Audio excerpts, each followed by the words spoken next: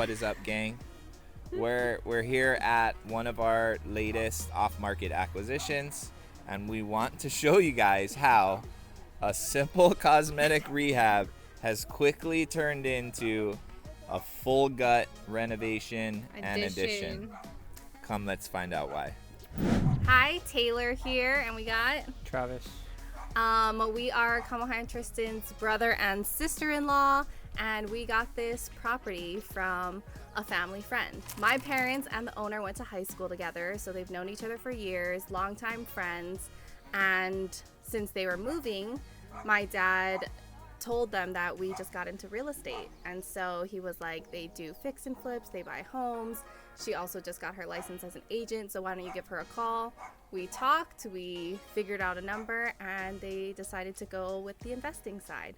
So this was originally going to be a fix and flip where we do majorly just like cosmetic rehab and maybe turn the back patio into a separate unit. So the initial plan was to open up the floor plan and build a rental unit in the back, but plans have changed. So we purchased this house this week, and we were doing basically the final walkthrough with our contractor before we were going to start reno on Monday.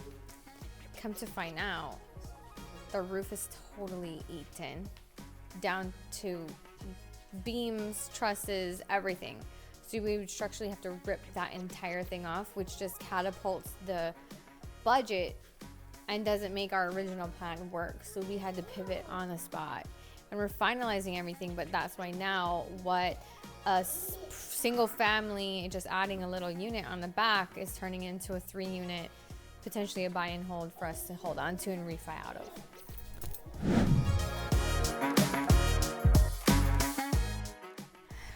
This is what we found today, which made us pivot our entire plan. Well, come look at this. This is how crazy it is. This was not here when we bought it. It did not look like this. We actually got a roofer out here to inspect the roof and give us a bid for the roof. And we think while he was walking on the roof, he stepped in that area and it just crinkled, which showed really what was going on with the roof.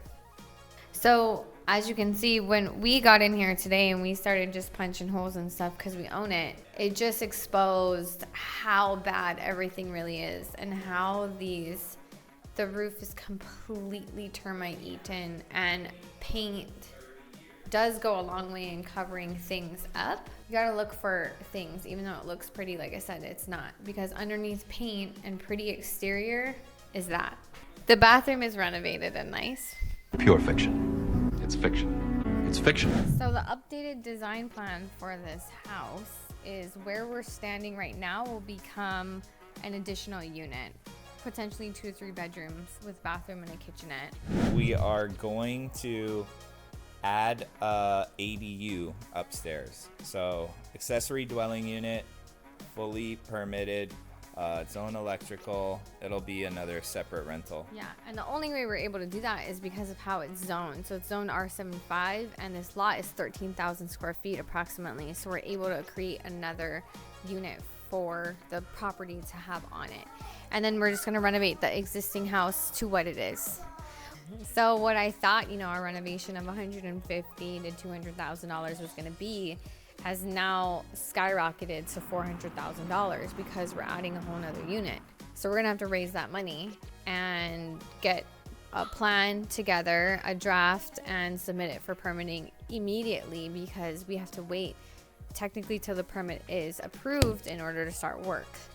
So not only is our renovation budget like doubling, but our timeline is also doubling. The only way it's going to work is if you have a higher ARV. So work triple confirming that, and then going to move forward with this exit strategy.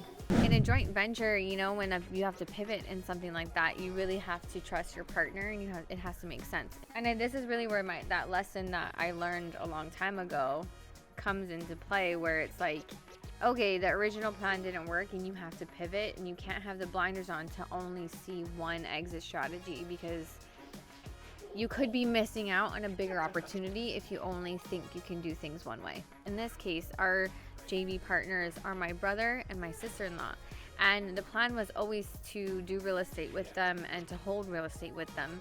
So us deciding to hold real estate with them isn't a big deal. It's actually amazing.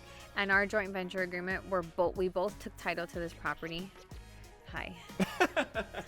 We both took title to this property. We're both on the deed, and we own this property 50-50. And what's pretty cool is that we're all family here, you know what I mean? So I don't have friends. I got family.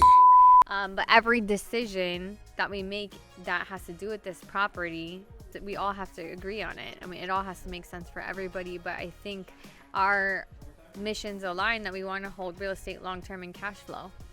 Yes, totally agree. Travis and I have definitely been working to get buy and holds for ourselves, and fix and flipping is the capital to be able to buy those and create that generational wealth. And I know that's the same thing for them. They want to create generational wealth, so actually might align with what we want, just not in the way that we thought. And it's so good that we actually are doing this with family, because I don't know how much you would trust other people, just other partnerships with a buy and hold That's something true. this long. Yeah. So That's the thing. I think the main thing is no matter what joint venture you go into, whether you're related to them or not, you have to make sure that you guys are on the same page, you have open communication, and ultimately that your mission and your goal is the same. Because if one person was set like on flipping the property and is unwilling to hold real estate with you, then this could really affect things, right? Or this other person's like, no, this would be a really, really good rental. There has to be alignment. There has to be the same mission and values. So that's one of the big things I think when joint venturing is having open dialogue. So a lot of times we buy these properties off market, and even more so when properties are off market, you still have to do the proper due diligence, which includes a thorough inspection, no matter who the seller is. So just because it looks good, it doesn't mean that it is good. Hence